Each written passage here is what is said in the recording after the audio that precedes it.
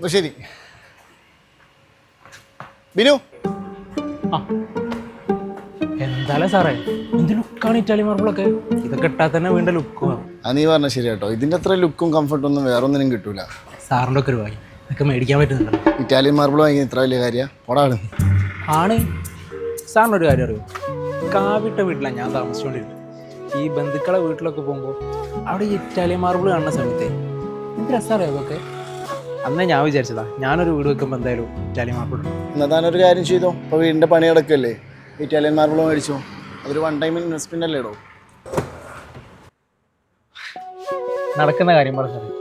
ഒന്നാമത്തെ വീട് പണീൻ്റെ ബഡ്ജറ്റ് തീരണം, നല്ല ടൈറ്റിലാണ്. ഇനിയിപ്പോൾ വലിയ പൈസ കൊടുത്തിട്ട് ഇറ്റാലിയൻ മാർബിൾ ഇറക്കാറുണ്ട്, അത് നടക്കണം. ആഗ്രഹങ്ങളെന്ന ആഗ്രഹങ്ങളായിട്ടുണ്ട്. എടാ, ഇത്ര ഇറ്റാലിയൻ മാർബിൾസിൻ്റെ ഷോറൂം ഇവിടെ ഉണ്ടായിട്ടേ നമ്മൾ എന്താണെന്നറിയോ മർമർ ഇറ്റാലിയിൽ വന്നത്? ഇല്ല.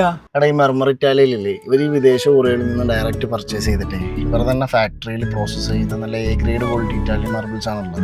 എടാ, അതുകൊണ്ട് തന്നെ ഇല്ലേ ഇവിടെ ഇറ്റാലിയൻ മാർബിൾസിന് കുറഞ്ഞ വിലയിൽ കിട്ടും. ഒരു 198 മുതലേ 298 വരെ. ഇവിടെ ആകുമ്പോൾ ഇടനിലക്കാരും ഇല്ല, കമ്മീഷനും ഇല്ല. പിന്നെ കസ്റ്റമറുമായിട്ടേ ഡയറക്റ്റ് ഡീൽ ചെയ്യാം. അത് കൊള്ളാലോ സാറേ. നീ എന്തിനു നോക്കണം, നീ വാങ്ങിച്ചോ. പിന്നെ ആഗ്രഹങ്ങളൊന്നും മാറ്റിയേക്കണ്ടല്ലേ സാറേ?